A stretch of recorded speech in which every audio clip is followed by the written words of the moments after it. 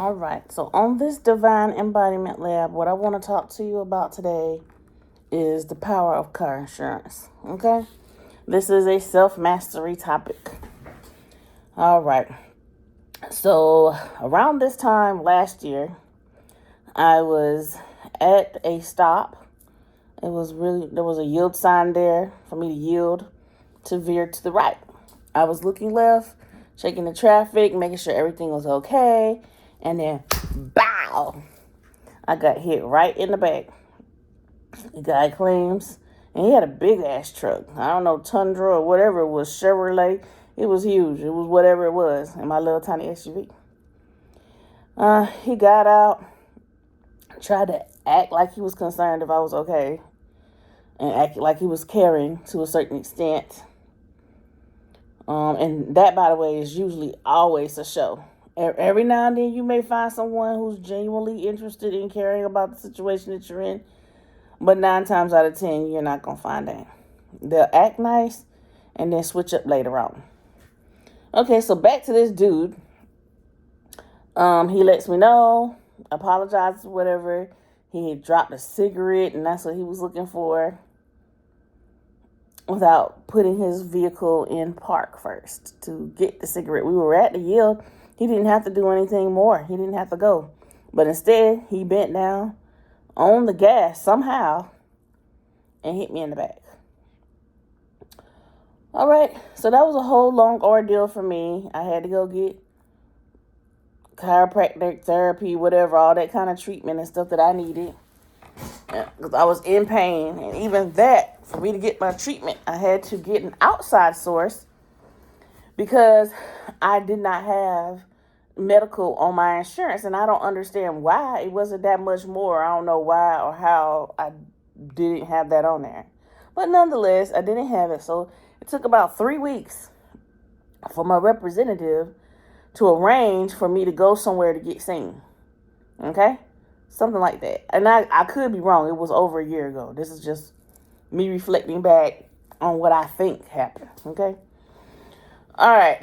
And I was in pain so long. I was like, oh my gosh, you know what I'm saying? Taking pain pills, just laying around, trying to put a heat pad on, take Tylenol, ibuprofen, whatever I can do, you know.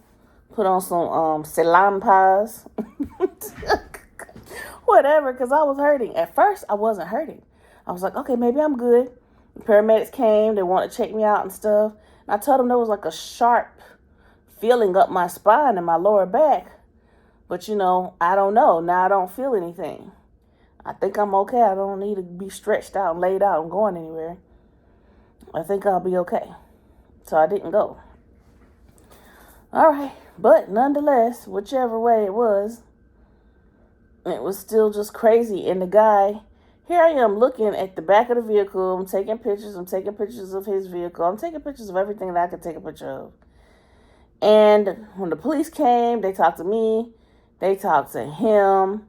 And it seemed like they were having a really good conversation with him. A really great conversation.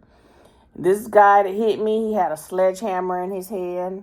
He was beating on the front of his truck where he hit me. It was bent in on the bumper. All of that. It was so weird. And I'm thinking like, okay, so they're asking me for my insurance card. I give them my insurance card. I don't know what they talked about with him, but I asked them, I said, well, where is his insurance card? Because we're supposed to do this exchange here. You know, and they were like, oh, well, it'll be in the report. I didn't know that means that he didn't have no insurance. Because if that's the case, I would have said something more like, what the hell? Y'all ain't going to do nothing. Y'all going to just let him just walk away, driving around, accident, no insurance, and it was cool like that? I wasn't thinking because I didn't have the awareness to know. I never had this encounter happen to me ever before in this way.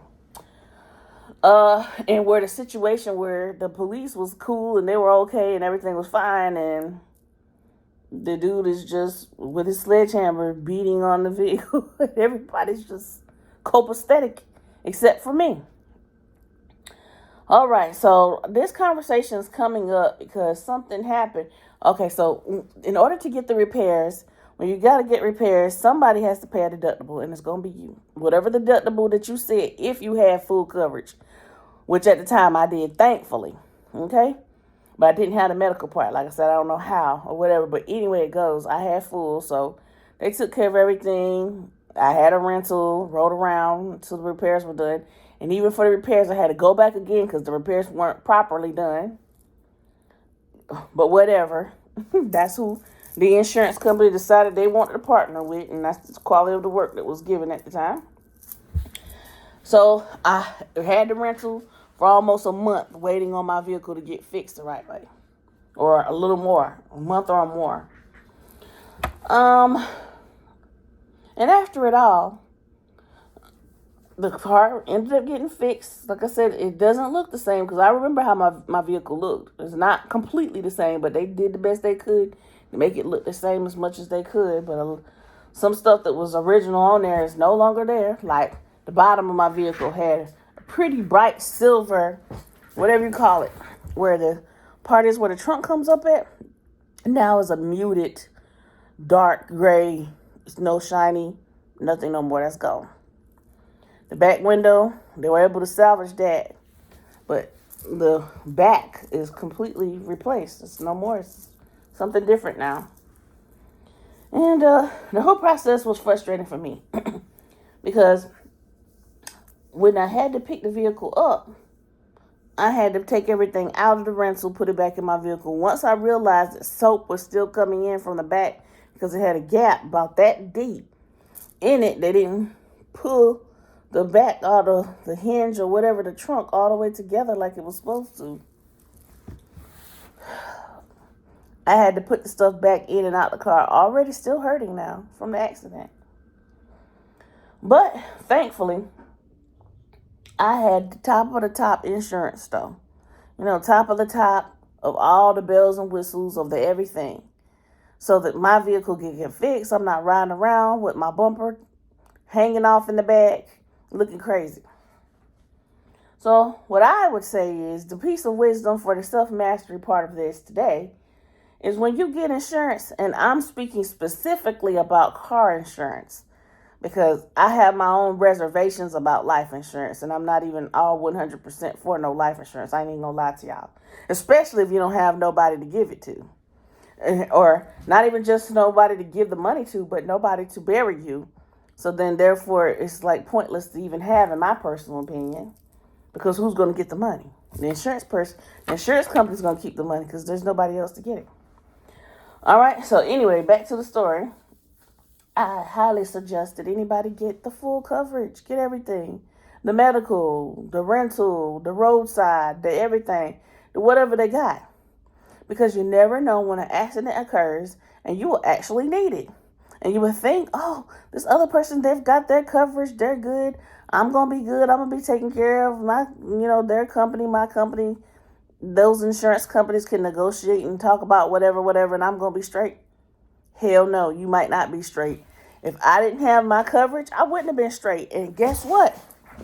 After a year long, because for the deductible, they have a process called subjugation, right, where they try to reclaim the funds that they spent to repair my vehicle, as well as the deductible that I paid.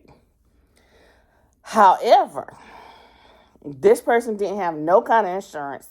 They just riding the hell around, wrecking shit and doing whatever they want to do and getting away with that shit.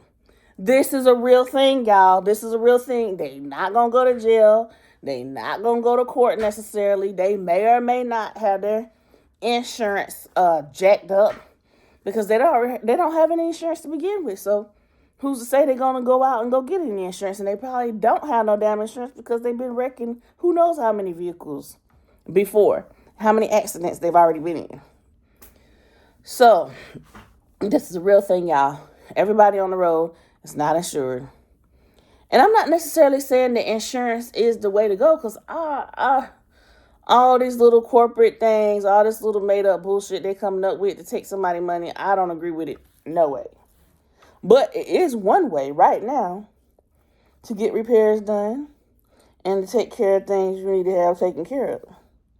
But at the same time, it wouldn't be necessary if you got your own finances, your own money, and you wouldn't have to worry about none of that. Okay? I'm just putting that out there, y'all, to let you know. In these days and times, You better have the top of the line insurance. If you can get full coverage, fully cover it and over cover it. Cover it, cover you, and cover whoever else riding with you and whoever else you could possibly hit if it's your fault and whatever else. Keep it covered. Renter's insurance, not a bad idea. Never a bad idea because, hell, you don't know what the hell's going to happen. Any kind of natural disaster can take place. Then what? And then you need to make sure that you have enough funds for whatever it is when something happens and they cut you a check. That you can replace the items that are decent or able to be replaced, because some things are not replaceable, like pictures of the family, some mementos, just little things, little heirlooms and stuff. If you didn't, nail it down and put it in a place where it won't be flying away and to be secure. These are just things I learned, y'all. And most of the learning I'm telling y'all about, it sounds so butter smooth coming out of my mouth. If you do it and you honor what I'm saying and you apply it to your life, you'll have a better outcome. And you won't have to learn the very hard lessons that I learned.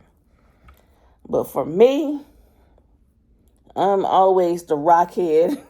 Especially when I was younger. I felt like I knew everything. I'm running my life. I felt like I was a 50, 60-year-old woman. And I was, 16, 17, 18. Didn't know nothing, but felt like I knew everything. So, for those of you who are willing to listen, who are willing to get the good information for free 99 right now and apply it to your life to make your life better, more power to you. All right, so that is it on this self-mastery lesson on the Divine Embodiment Lab.